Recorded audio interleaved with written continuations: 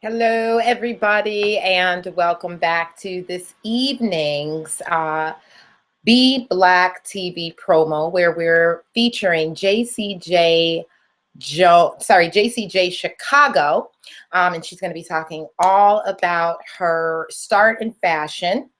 And she's also going to be talking about an excellent event that she has coming up where she will be teaching you the art of sewing, something that has been a huge demand with the Be Black practitioners. So she should be joining us momentarily. Grab your popcorn, grab your water, and get ready for a quick 15-minute interview with JCJ Chicago presents Destination Freedom.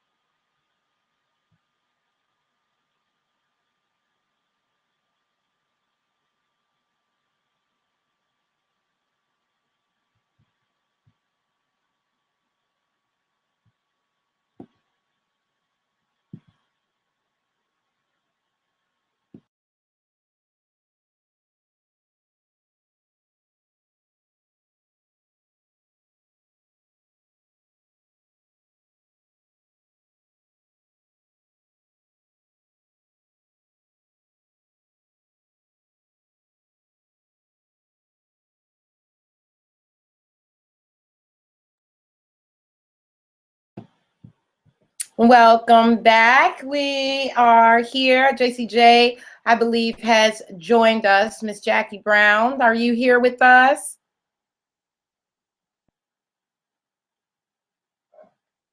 I thought I saw you come in. Are you here with us?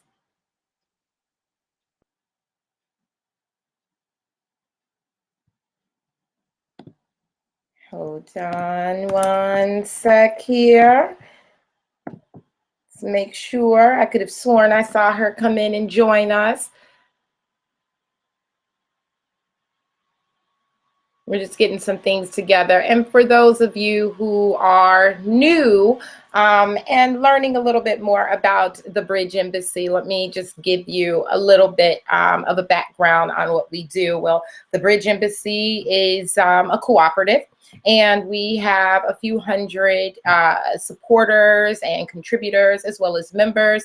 And we all work collectively to eradicate poverty and build wealth in Black America through the intentional and strategic redistribution of our capital.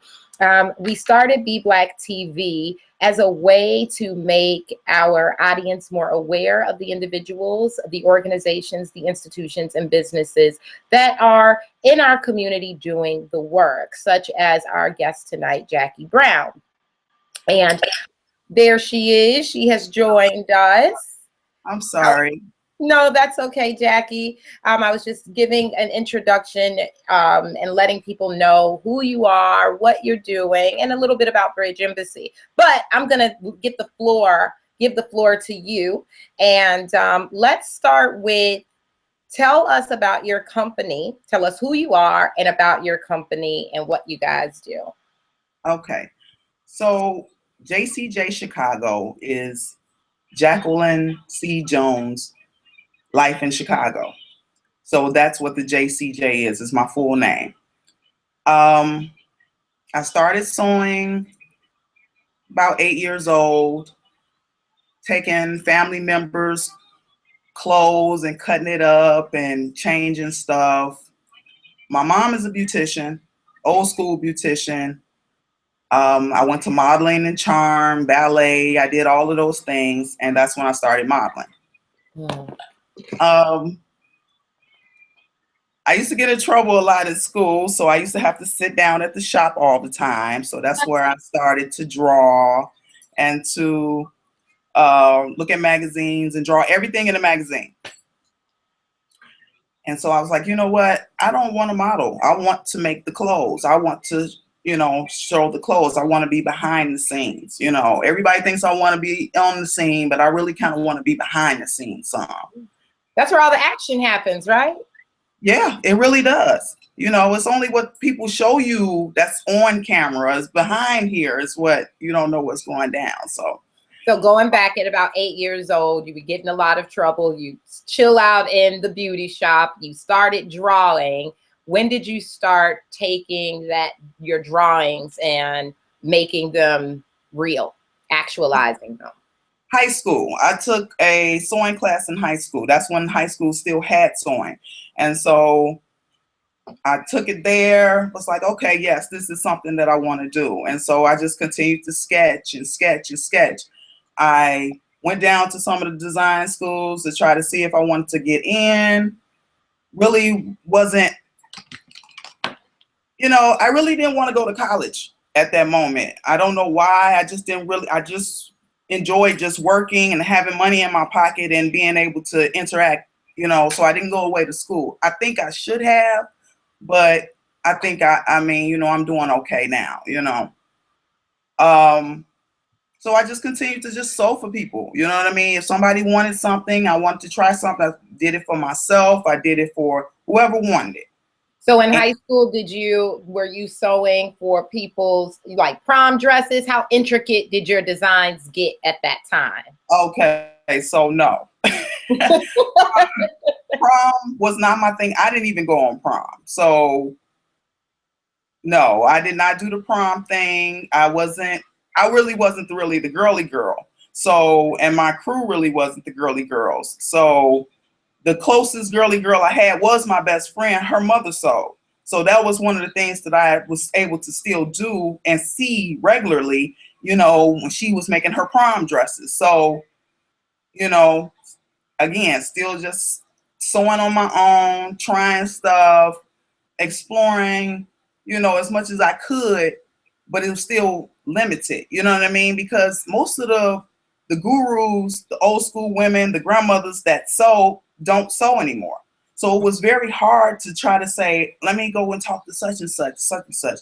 But as I got older, I started running into more women. Like, it's a lady who gave me so much fabric, don't even know me that good, worked at Walmart, gave me bags and bags of fabric because she sewed, her daughter didn't, and she was getting ready to move. So I would start getting blessed when I started actually exploring that hard, you know what I mean? Like going after it, like going in the right places. I started working at Starbucks after I got out of design school in okay, let me backtrack for a quick second because I'm a little nervous and I'm Okay. kind of, but I decided to go to the design school, graphic design, because I had worked in retail for so long that I said, okay, well, I don't want to interact with the people no more. I just want to make the clothes, I sew the clothes, sell it, and be gone. And so that's how I got into more so of the graphic design and the internet, you know what I mean, and the social media and everything. And so I'm like, okay, and build me a website, put my clothes up, and then I don't really have to interact. But it's, of course, it's not that simple either. Exactly. So I started working at the paper source.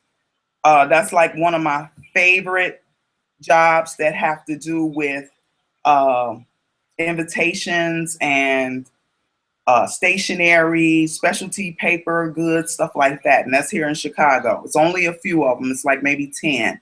And so that helped me with my graphic design stuff. And it also gave me a chance to, be crafty, you know what I mean? Like with paper. And so one of the things that I stood out for there was I made a paper wedding dress. And it's out of Japanese paper, and it's also satin ribbon. And so that kind of put myself on the map with the paper and the fashion there, Let's go back a little bit, because Okay. I think this is really important, especially when we're talking about building wealth in Black communities. One of the things that we don't do is build generational wealth, right? And the necessities is food, clothing, and shelter. So it's interesting, that farming is something that we abandoned, but now it's quickly coming back. Sewing, those domestic things is something that we abandoned, but we see reemergence of that. And the same thing, you know, how many men are out here building their women houses, you know what I mean? So shelter. So those are things, the basic things that we have to get back in touch with. You're a mother, correct? I am. I'm a new mom. My You're a new baby, mom? 2 years old. yeah, she's 2 years old. Asali, or Zahara Asali. We named her after our mothers. Ah, Uh, my mother's name is Harriet, and his mother's name is Zenobia. So ah, that's where the Zahara comes from. And Asali means honey, and it also means black in Swahili.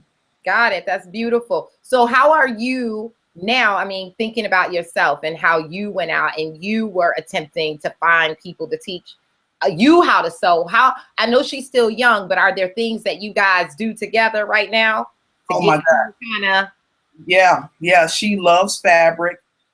There's a little stash over here of fabric that I've given her, or she's just taken. She has a little sewing machine that we haven't given her yet, because you have to be 3.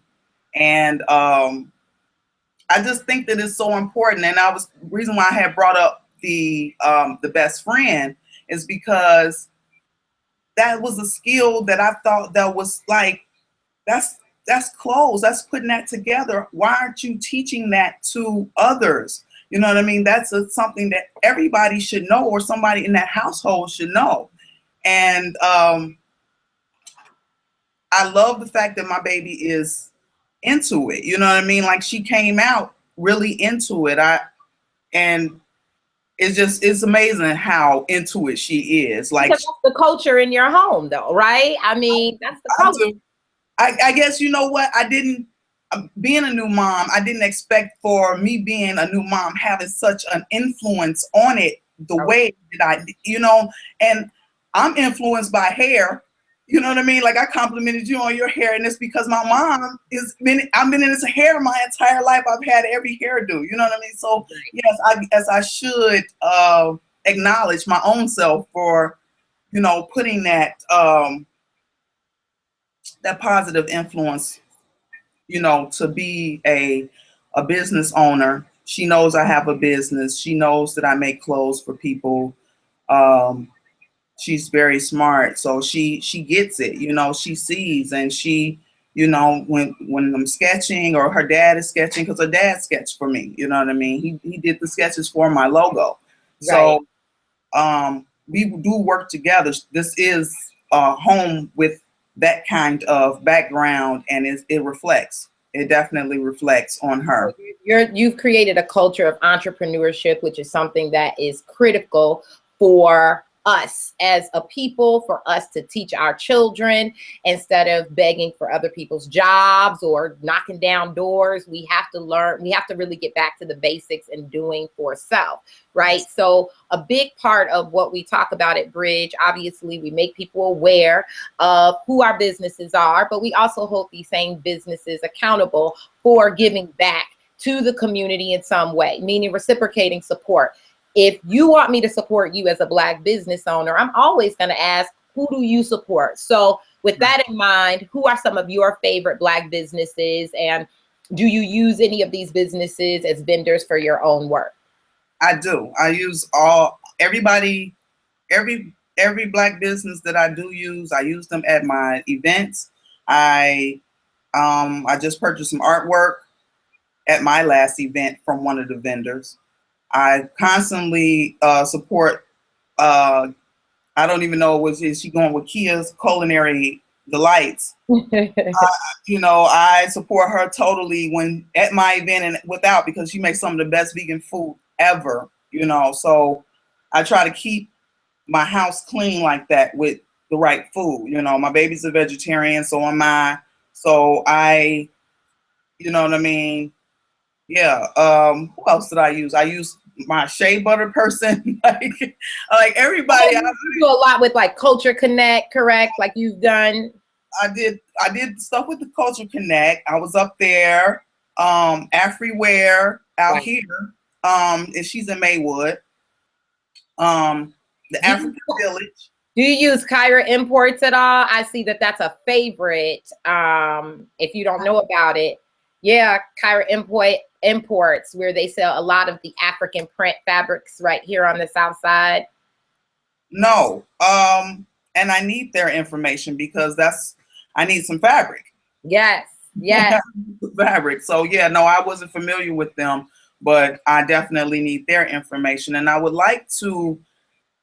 I'm thinking about relocating, and I'm really not ready to relocate yet. I don't want to do it prematurely because I haven't got a chance to, or I haven't got a chance to meet the people in Chicago that I could network with like I really would like to. And I need to see them and they need to see me, So and that's the point of this. absolutely. So who are some of I know that we were talking earlier, right? And you're looking at, obviously we're right here in Chicago. We want to expand in our own space.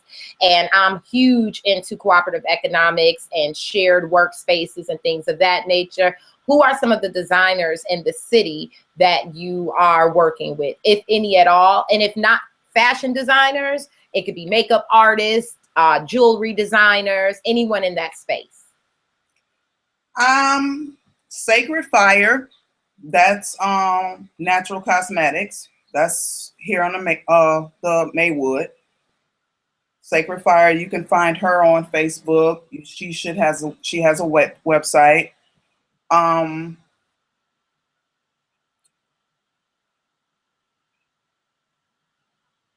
I'm so terrible with names. I'm so bad with it. I want to call them. I want to say the businesses by the people's name instead of their actual business. Businessman. You know what? That's very interesting. Yesterday, our guest was Deanna Grant, and we were just talking about that, like taking your business from moving it from hustle to business.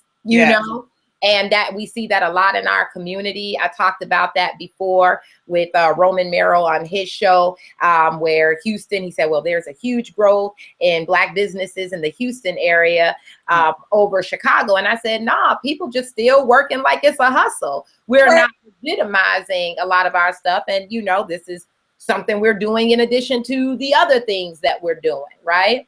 Yeah, I mean, I'm doing the same thing. I work as a seamstress at a manufacturer, and that is one of the reasons why I keep pushing the fact that I want to teach the sewing class, because I'm like, well, if you guys understood that you can sew, it's you have if you want to learn how to sew, I can teach you how to sew, and we can do some things together. You know what I mean? Whoever really wants to learn how to sew. But you are absolutely right. I've been hollering JCJ since I was a teenager. So it's very easy for me to say out my mouth that my name is JCJ, not Jacqueline Jones or not even Jackie. Most times Jackie Brown, but JCJ, that's me. And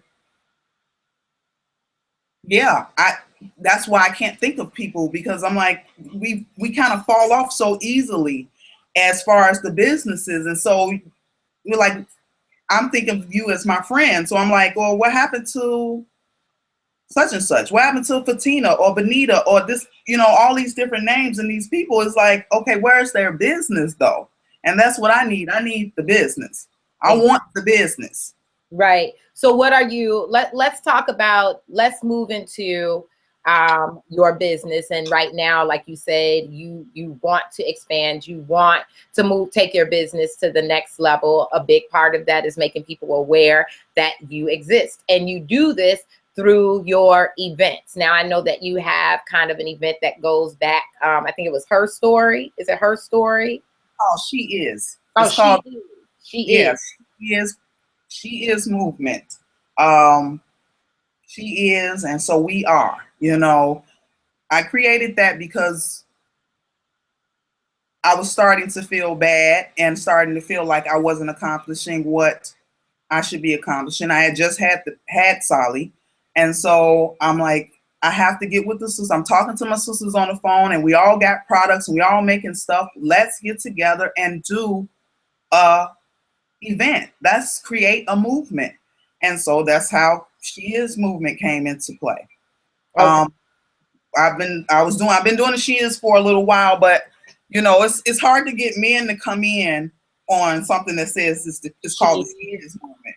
And so that's one of the things that helped prompt to change the She Is movement to Destination Freedom. Okay. Destination Freedom is what I call it now. And I have more vendors, male vendors, book writers.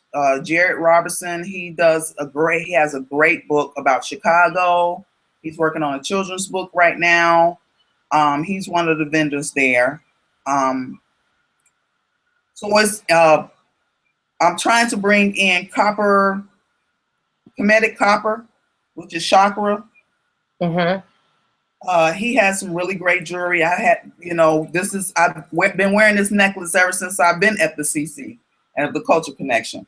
And I want to bring him in. So I want to bring in everybody, you know what I mean? Everybody that I have already worked with at some point, that I have shopped with. I have bought black. They've bought black with me. Come on, y'all. So let's talk about when your event is coming up and how people can actually participate in that event. Okay, so the event is April 17th. I am having a introductory to sewing class, basically a sewing 101. And I'm also having the regular vending event. And I'm also having a fashion show. So all these things will be going on at the same time. I am pushing mainly the class, the children, for adults, for everybody, anybody. If you just have something at home and you want to stitch up and you just feel like you don't feel confident about it, I can help you get that confidence. Just come out. I always bring my sewing machine, even if people don't sign up, but come out. Even if they don't sign up for the class, come out. It's free. It's like they say, free smells. It's free energy. Like, come kick it with us. You know what I'm saying? Come bring some positivity. You know. So where's the event taking place and what are the hours? Okay, so the event is from 12 to 5. It is at Hyde Park Art Center. Okay. Do you have that address? I do. I'm sorry. That's okay. 5020 Cornell. I don't think it's South Cornell. I just think it's Cornell. Okay. And was it 60619? Oh, you got it down to the zip code. You need it for the GPS, don't you? True. Okay, so then it's at Hyde Park Art Center at 5020 Cornell from 12 p.m. to 5 p.m. And you have quite a bit going on during that time. So how is the breakdown of the day? So, I mean, people come in and it's a free event. So is the sewing classes free? There's going to be vendors. How do they get involved? Tell us about that setup.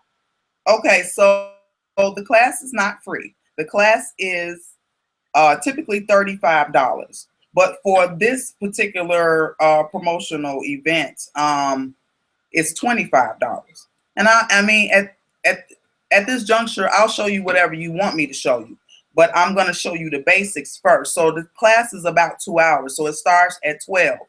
I would like for people to RSVP, right? Because it'll let me know that you're going to be there and what I should bring. But the event will be going on. The food will be there. Everybody will be there set up. So you can come by, talk to me for a few minutes about getting into the sewing class later. Or if you was thinking about it or what your concern is, or you can actually take a class, you know what I mean? Like I said, there will be vendors there. So if you want to be a vendor, the vending fee is $35 typically for new vendors for me. Everybody else who come back is $25, but for this promotion, I'm doing it for $25 as well. So if you say bridge, BRIJ, then it is $25, and the event is Sunday, April 17th. Correct? Yeah. Sunday, April 17th at the Hyde Park Art Center, 5020 Cornell, from 12 p.m. to 5 p.m. with our girl JCJ. And the event is JCJ Chicago presents Destination Freedom. So from 12 p.m. to 2 p.m., they can take advantage of a sewing class. It would cost you $35. Everything that you need will be there. So Yes, fabric, fabric. needles. I have a couple of patterns if you want to try that out. Like I have everything you need. I even have a little sewing test. If you just want to say, hey, I know how to sew and I want to show you, I have sewing tests because that's what I do. I sew for a living. You know what I mean? That's besides, you know what I mean, my side hustle. It's my side hustle that I'm trying to make into my total hustle. I do work at a manufacturer. So I have tests, you know what I mean? I can't give you any certification, but your skills is enough certification. My skills is enough certification. Absolutely. And how can people reserve, or where can they find this information? Matter of fact, what you can do if you want to, in the event page, if you could put the link to where individuals can click on, whether it's a Facebook or an Eventbrite, so that they can secure their tickets and or RSVP, that would be helpful. And again, you guys, don't sleep. It's $35 for sewing. Now, when we talk about apparel, that is amongst the top 3 things that we spend our money on. Save some of your money and learn how to do for self and sew, and pass that on to your daughters and your sons. I mean, because you have tailors, you know. I met one of the most buff black men that I had ever seen, heterosexual, that was my partner at a sewing place. He was showing me what to do. Like, I was so surprised to see him, but I was so happy to see him. Like, yes, brothers, come out. You know, where I work is like 50 Mexicans, and like at least 10 of them are men that are there sewing. So it is definitely something. I look at all this stuff that people pass off on social media, and they like this and they like that. And I want people to know, or ask themselves a question: who make your clothes? That's right. Where? Indonesia? Are you getting them from Africa? Like, who makes your clothes? And so if it's not anybody melanated, then you should be trying to make sure it's somebody melanated, so you can employ somebody, or, you know what I mean? And Like, right here in your country and your community, because then people immediately benefit from what it is that you're doing. And that's what it looks like to redistribute our capital. And we can use our melanated brothers and sisters across the globe, but it starts at home. You start everything at home. You know what I mean? I'm not going to feed the people across the street before I feed mine. Yes. Period. Yes. And that's what I mean. So I don't shop. I shop for fabric. I get excited about fabric. That's what I get. And shoes. Because, you know, you bad shoes and you go just make you whatever you want. So it is. And also your jewelry, right? I mean, are you sporting your piece right now? Actually, no, this is one of the earrings. One of the vendors, but the earrings that I have on is mine, yes. And it's leather leaves. Yes. Like I said, chakra, and then one of the brothers, black. This is his jewelry. This is one of my tops. I am serious about supporting myself. I'm serious about Black people spending so much money to look good and not supporting themselves. You know what I mean? Like, that's not supporting yourself by going to spend money with other people. You know what I mean? Not your family. That's not what's up. It really is not. It really isn't. And, you know, we don't have any questions. I'm looking in the box here. We don't have any questions. That's fine. So I want to leave it with you to have the last words, and let people know where they can find you. If you have a website, where they can follow you on Facebook or Instagram. Put all that last minute information out there so that we can find you. You've made us aware of all the dope stuff that you do. We want to be able to find you after this interview. You can find me at www.JCJ Chicago. You can also find me on Facebook, JCJ Chicago, and you can find me at JCJ Styles Unlimited on Instagram. Okay, that's real easy, y'all. JCJ Chicago. It's just like that. And make sure that you come out to the event on April 17th from 12 p.m. to 5 p.m. From 12 p.m. to 2 p.m.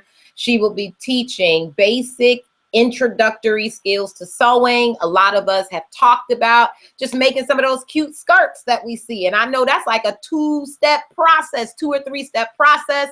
That's something that we can learn. She says she is open for your questions, and it is only $25. That's what you spend on one meal for yourself. So we are so blessed to have had you today, Jackie. I'm so happy to have you here. I hope that you'll come back.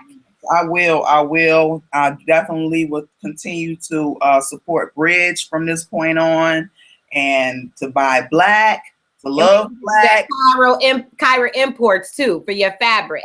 Yeah, I gotta get. Yes, give me. You need to put that in the link for me, so I'll make sure. I will definitely do that, and also connect you with other designers, because we talked about the cooperative space. So I would love to have a fashion show. Yeah. We need that. There's so many beautiful sisters out here. They don't know they're beautiful. They doing all this other stuff, wearing all this other stuff. Wear our stuff. Wear your culture. That's right. So yeah, we need to do some things. And thank you for this. I need to do this more. Yes, don't worry. You in there now. I'm gonna have to call you. I'm gonna call you back and be like, what we doing in May or June? So that's what we do. So thank you so much for being here. And for those who missed it, you can definitely catch the archive on YouTube under the Bridge Embassy. So until tomorrow, where we have our other special guest. What's tomorrow? Thursday. So we're going to have Vershawn Ward with Ray Clay Dance performers. And as you guys know, that's our money mob for Saturday. We'll start at Norman's, and then we'll close out at Dusabo with the red clay. So until then, until tomorrow, 6:30 sharp, give black, love black, be black, buy black, build black. Peace.